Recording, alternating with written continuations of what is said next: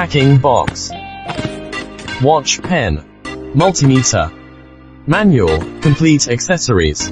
Battery installed. Open the back battery compartment cover and put in 2 AAA batteries.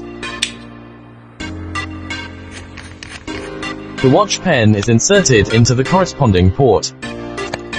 DC voltage. Intelligently identify the gear, and the watch pen can contact the positive and negative electrodes of the corresponding battery.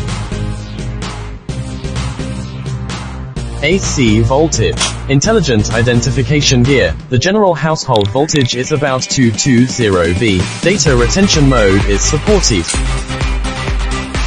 Resistance. Intelligent identification of the gear. The pen can contact both ends of the resistor.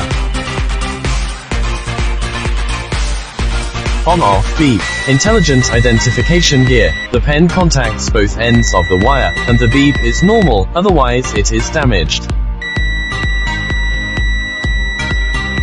Non-contact sensing. Intelligent identification gear. When a nearby power supply is sensed, a beep alarm will be issued.